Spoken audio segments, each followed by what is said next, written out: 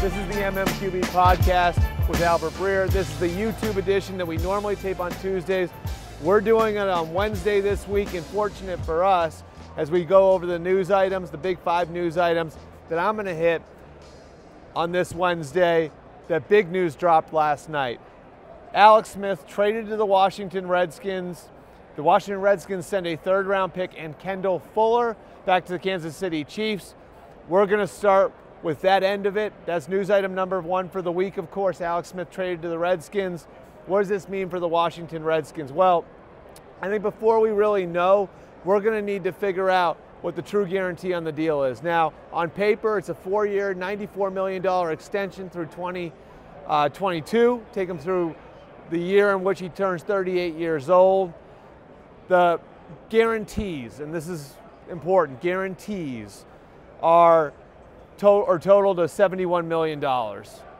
What's going to be important is the full guarantee, and at what point the Redskins are going to be able to bail out of the deal. Why? Well, if the full guarantees run, say, into 2020, then I think we can fairly assess this and say Alex Smith has gotten married to the Washington Redskins. The Washington Redskins have married themselves to Alex Smith. If the guarantees are a little looser than that, and the Redskins have an escape hatch after 2018 or 2019, then I think it's fair to say the Redskins are just dating Alex Smith. And if they're just dating Alex Smith, this could wind up being a situation like we saw in Philadelphia 2 years ago, like we saw in Chicago last year. Remember the Eagles in 2016 signed Sam Bradford to a 2-year, $36 million deal, signed Chase Daniel to a 3-year, $21 million deal, then traded up twice for Carson Wentz. Last year, the Chicago Bears signed Mike Glennon to a 3-year, $45 million deal, signed Mark Sanchez as a backup, then traded up for Mitch Trubisky. So if there are escape hatches in the Redskins deal, and I'm assuming there probably is an escape hatch somewhere there, then you can look for the Redskins maybe to employ a similar strategy to what the Eagles did 2 years ago, to what the Bears did last year, where you're over-investing in the quarterback position. Remember, if you get it right, there's no price too high to pay. And so until we actually see the fine print of the deal, I'm not ruling out the possibility that maybe Alex Smith is paired ultimately with a Baker Mayfield or a Josh Allen. News item number 2, what does this mean for Kirk Cousins? Well, clearly this is the end of Kirk Cousins' relationship with the Washington Redskins. Amazing that we got here, how long it took us to get here. Cousins is a clear winner in this. Let's make no mistake about that.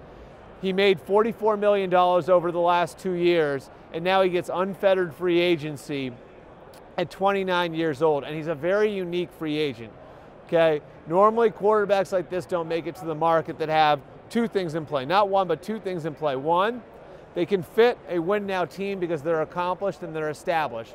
Kirk Cousins is that, so he'd be attractive to a team like the Broncos or the Vikings that's in win-now mode, that's in a championship window.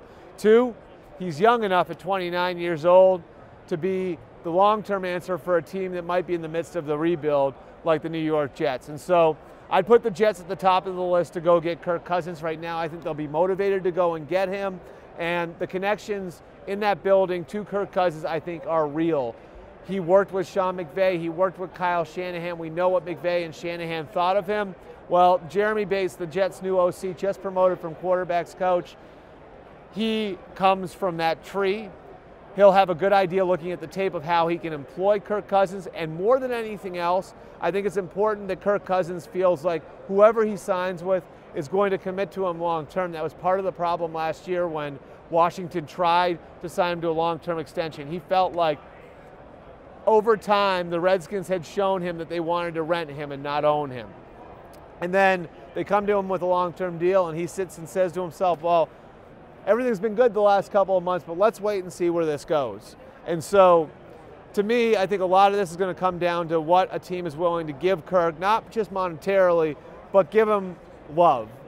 How do they feel about him? Are they willing to build around him? And so I think the Jets will be willing to do that. I think the Broncos would be another team to watch, with the Vikings potentially lurking. News item number 3. And I'm going to answer you guys' questions, as always, at the end of this. But news item number 3 for this week, the rest of the quarterback market. What does this mean for what could be an unprecedented market for quarterbacks in 2018? We've got potentially Drew Brees out there. He can't be franchise tagged. He's got an open freeway to the open market. We've got the 3 Vikings quarterbacks, Sam Bradford, Case Keenum, Teddy Bridgewater. What do the Vikings do? What happens to the guys that they don't sign? Blake Bortles, the assumption is that he's going to remain in Jacksonville. He's having the wrist surgery, so there's a good chance that his injury guarantee for 2018 at $19.1 million vests. But there's no question that there is a ceiling for, at least what it looks like, there's a ceiling right now for where the Jaguars can go with Blake Bortles, so do they look to get creative? It's going to be an incredibly fascinating year for quarterback movement. Again, potentially unprecedented. That started last night with the Redskins and the Chiefs agreeing to the Alex Smith trade. Now that trade can't be consummated until March 14th, but they agree on paper to the Alex Smith trade. And as just the beginning of all of this, Kirk Cousins is going to be switching teams now. I would say at least 1 or 2 of the Vikings quarterbacks will move. Potential there, of course, that all 3 could move. I think Drew Brees probably stays in New Orleans, but if he wants to test the waters, it'd be easy for him to do that. And, of course, you've got Blake Bortles, who, again, I believe will remain in Jacksonville, but sort of a wild card in all of this, too. Okay, we're here for the Super Bowl. So news items number 4 and 5, we are going to get into a couple things with each team. And news item number 4, we're going to focus a little bit on the Eagles' pass rush here, what it means for this, what it means in this game, and really what the Eagles are going to be able to bring to the table on Sunday, because I think it's such an important part of the way the game's going to play out. I think you're going to be able to count how many times Tom Brady is on his back, and that's going to tell you a lot about the way the game's going to go. And I don't think it's so much the guys on the edge. The Eagles are good on the edge with Brandon Graham and Vinnie Curry and Chris Long. To me, it's more about the guys on the inside, and in particular, Fletcher Cox. So Fletcher Cox is a guy who I think we're going to be talking a lot about over the next couple of days. And I talked to a couple of coaches in Ron Rivera and Anthony Lynn over the last couple of days about this matchup. Those guys played both these teams, and they both feel like Fletcher Cox is going to be a huge, huge key in this game. And I know this game doesn't have a ton of juice, so we're going to get through these real quick. Then we're going to get to all your questions, because I know you guys got some Alex Smith questions. Number 5, what does this mean for Tom Brady's legacy? What does this mean for Bill Belichick's legacy? To me, I think where we're at right now, both of them, they're already the best of all time in their respective spots. Brady's the best quarterback, best player of all time. Belichick's the best coach of all time. To me, now this is about how they rank in sports history. So it's no longer Brady against Joe Montana or Johnny Unitas. Now it's Brady against Babe Ruth. It's Brady against Michael Jordan. It's Brady against Jack Nicklaus. And now it's Bill Belichick against John Wooden. Bill Belichick against Red Auerbach. Those are the arguments that I think we can have now, because I think they're already established as the best of all time as a coach, best of all time as a quarterback. And I think now they're playing with house's money going into this game. Okay, I'm going to answer all of your questions now. I got to check what time it is. Let's see what we got here. And I'm going to try and figure that out. We'll answer your questions for a good 5-6 minutes here. You guys fire away. I'll answer whatever you got. What do the Bills do at quarterback? Do they trade up? The Bills have the 21st, 22nd pick. I believe that they're going to move on from Tyrod Taylor. Whether or not they trade Tyrod or if there's any trade value for Tyrod, I think is an open question. It's going to be tough to trade him with his money, with the money he's due in 2018. I think the likelihood is they wind up cutting Tyrod Taylor and then using the 21st and 26th picks as currency to go and find a quarterback. Again, I think with some of these teams, they're going to be pulling both levers. I think the Browns fit into that category. I think the Bills too, where you're going to be pulling the veteran and the rookie lever to try and answer the quarterback question. Does Foles play well? This is a great question, because Foles has looked like a completely different player over the course of the playoffs, in that the rap on Nick was always, going back and really over his 6-year career, going back to the last 2 weeks of this season, this held up. When you hit him, when you muddy the pocket around him, he crumbles. He's not the same player. Well, we've seen him second half of the Falcon game and then really throughout the Viking game. he's become a player who's able to play off schedule. He's moving in the pocket better. A couple of big throws he made in the game against Minnesota, one to Jeffrey, the other one to Smith, came with things muddy around him. So he's certainly changed perception. We'll see if it holds up on the biggest stage. Signing Cousins doesn't guarantee Jet success. No, but it gets you closer. Any chance Jimmy G goes full free agent and does not sign with San Fran? No, Jimmy G is going to be franchise tagged. Breer, can you say gap tooth Wallach, please? There you go, gap tooth Wallach.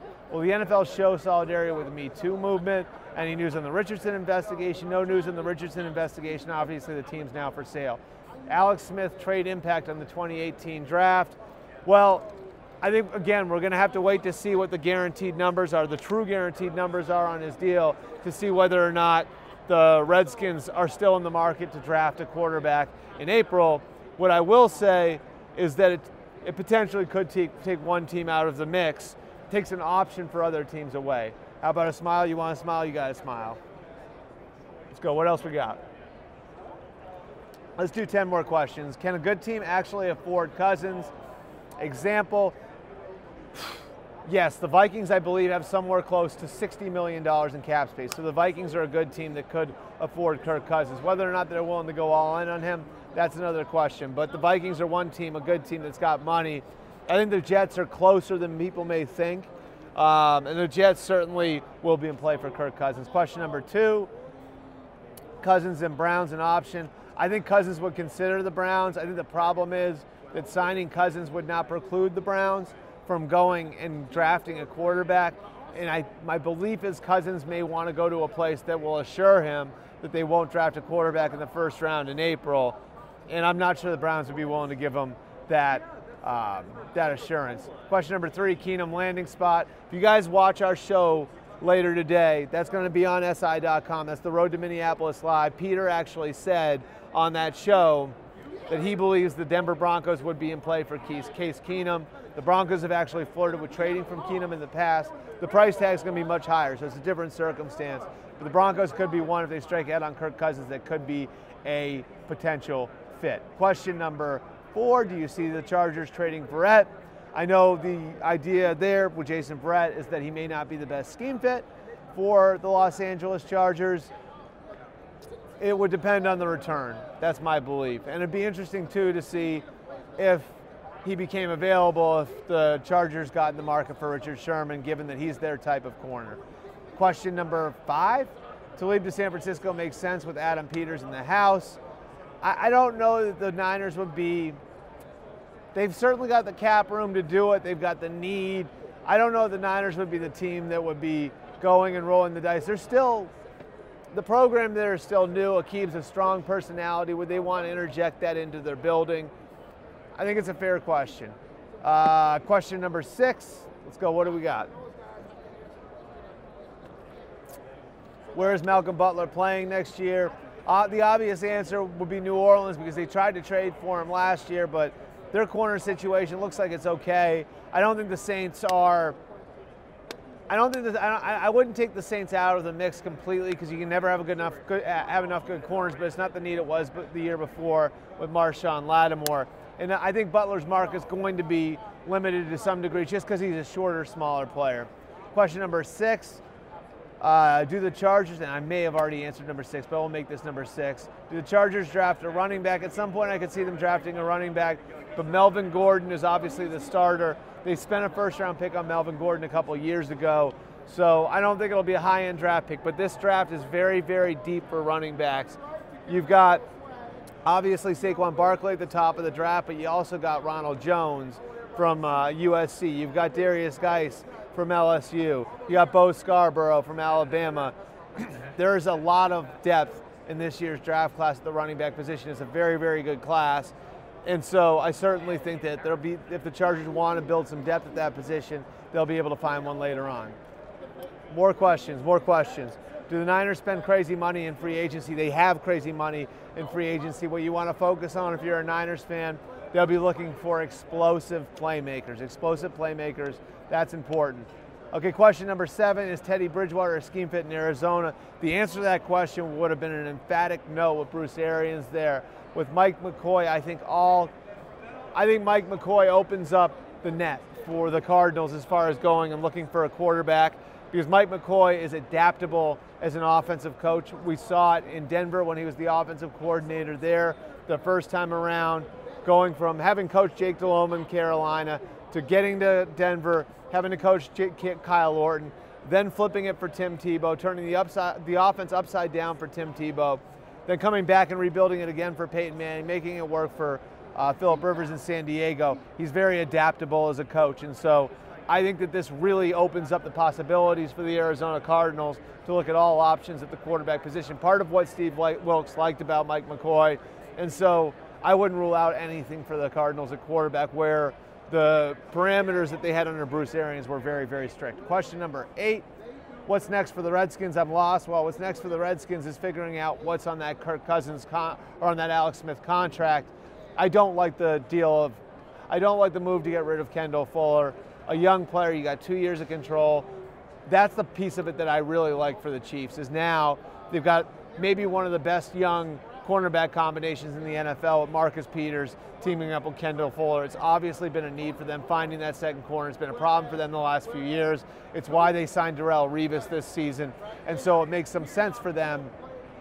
It made a lot of sense for them to go and shore that up and get a guy who they'll have under their control for the next couple of years, and maybe somebody they ultimately look at extending after they get Marcus Peters done. Question number 9, who's the Jets QB next season? We went through this earlier. Kirk Cousins, I think, is very much on the table for the Jets. I think Jeremy Bates is a major factor when it comes to that, because he comes from the family of coaches that Kirk Cousins is most comfortable with.